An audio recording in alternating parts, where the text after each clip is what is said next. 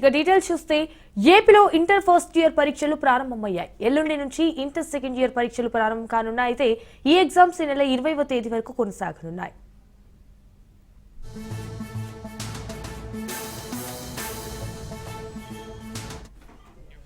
మధ్యాహ్నం 12 గంటల వరకు పరీక్షలు నిర్వహిస్తారు. ఇంటర్ పరీక్షల కోసం రాష్ట్ర వ్యాప్తంగా 1535 పరీక్ష కేంద్రాలు ఏర్పాటు చేశారు. ప్రతి 20 ఎగ్జామ్ సెంటర్లకు ఒక ప్లేయింగ్ స్క్వాడ్ ఉంటారు. అలాగే పరీక్ష కేంద్రాల వద్ద పోలీసులు 144 సెక్షన్ విధించారు. పరీక్ష కేంద్రాల వద్ద సీసీ కెమెరాలు అమర్చారు. ఇక ఇంటర్ సెకండ్ ఇయర్ పరీక్షలకు 4,71,021 మంది జనరల్ విద్యార్థులు హాజరు కానున్నారు.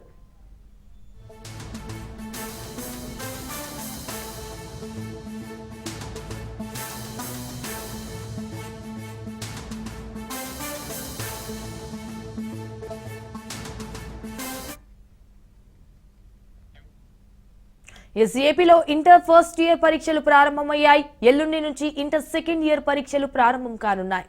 ఈ ఎగ్జామ్స్ ఈ నెల 20వ తేదీ వరకు కొనసాగనున్నాయి.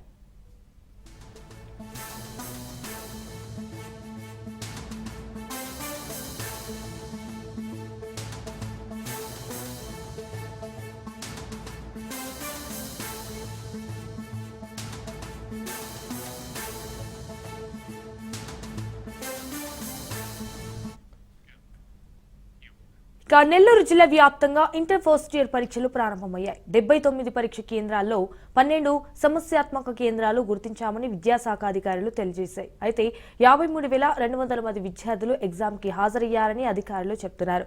పరీక్షా కేంద్రం దగ్గర ఉన్న తాజా పరిస్థితిపై మా నెల్లూరు ప్రతినిధి చరిత్ మరింత సమాచారం అందిస్తారు. నెల్లూరులో ఇంటర్మీడియట్ పరీక్షలకైతే మాత్రం అధికారులు సర్వం సిద్ధం చేశారు. 53,200 మంది విద్యార్థులు ఇంటర్మీడియట్ పరీక్షలకి హాజరవుతున్నారు.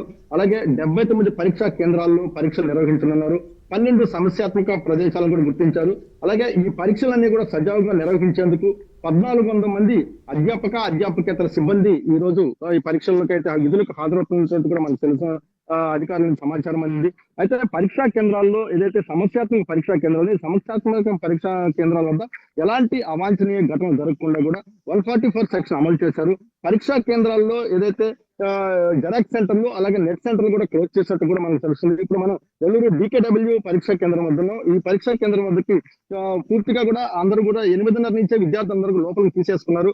మొత్తం 9 గంటల నుంచి 12 గంటల వరకు కూడా ఈ రోజు ఇంటర్ ఫస్ట్ ఇయర్ ఎగ్జామ్ కొనసాగుతుంది. అలాగే ఏదైతే సోమవారం రోజు ఇంటర్ సెకండ్ ఇయర్ పరీక్ష ఉంటుంది. అలాగే 20వ తేదీ వరకు అంటే 20th వరకు కూడా వచ్చే నెల 20 వరకు కూడా రేపు 20వ తేదీ వరకు కూడా ఇంటర్ ఎగ్జామ్స్ కొనసాగే పరిస్థితి ఉందని చెప్పాలి. అయితే ప్రధానంగా ఈ ఇంటర్ ఎగ్జామ్స్ సజావుగా నిర్వహించేందుకు హై పవర్ కమిటీ సమీక్ష నిర్వహిస్తుంది. అలాగే పరీక్షా కేంద్రంలో ప్రతి సెంటర్ లో కూడా ప్రతి రూమ్ లో కూడా CCTV ఫుటేజ్ CCTV కెమెరాల్లో నిఘా ఏర్పాటు చేశారు.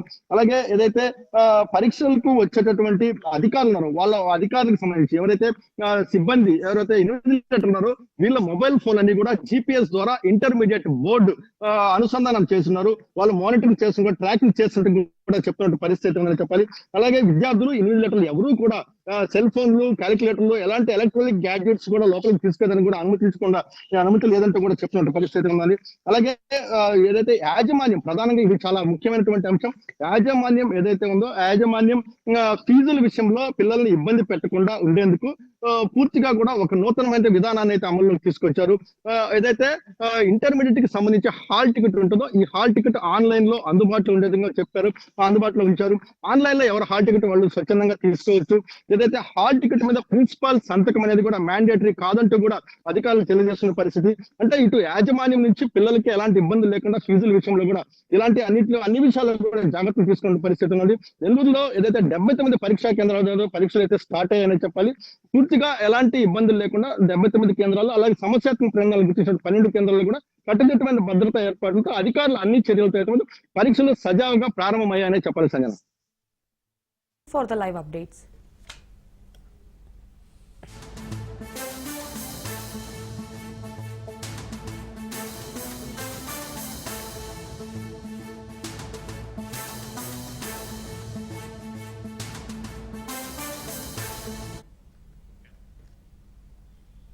రైట్ గా ప్రకాశం జిల్లాలో జరుగుతున్న ఇంటర్ ఫస్ట్ ఇయర్ ఎగ్జామ్స్ గురించి మరింత సమాచారం మా ప్రతినిధి సురేష్ అందిస్తారు.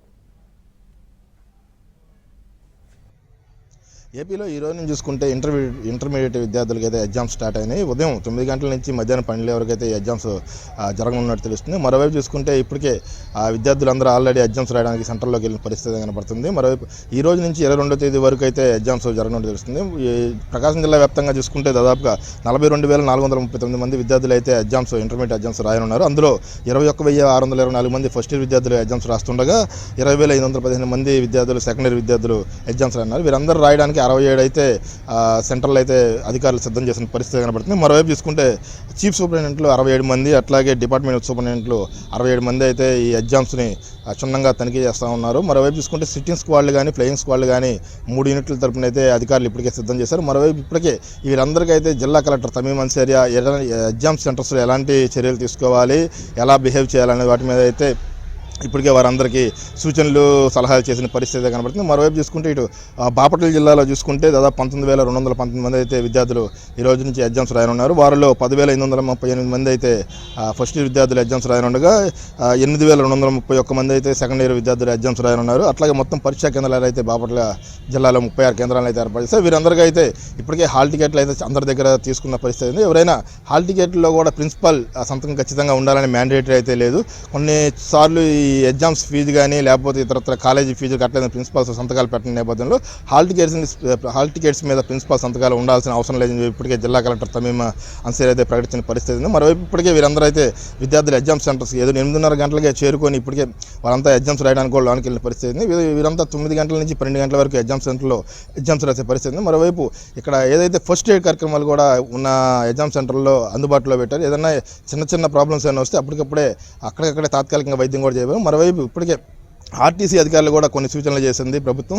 ఎవరైతే ఈ హాల్ టికెట్లు తీసుకొని ఎగ్జామ్ సెంటర్కి వెళ్తున్నారో అలాంటి వారికి హాల్ టికెట్లు చూపిస్తే బస్సు అవి ఎక్కించుకునే విధంగా సూచనలు అయితే ప్రభుత్వం చేసింది. మరోవైపు అయితే అట్లాగే ఈ ఎగ్జామ్స్ రాసే సెంటర్లు ఏమన్నాయి అక్కడ విద్యుత్ అధికారులు ఎలాంటి పనులు చేయకూడదు, కరెంట్ ఆపకుండా ఉండే విధంగా కూడా జిల్లా కలెక్టర్ ఇప్పటికే వాళ్ళకి సూచనలు చేసిన పరిస్థితి. కెమెరామెన్ సురేంద్రతో సురేష్, ఒంగోలు, ప్రకాశం జిల్లా.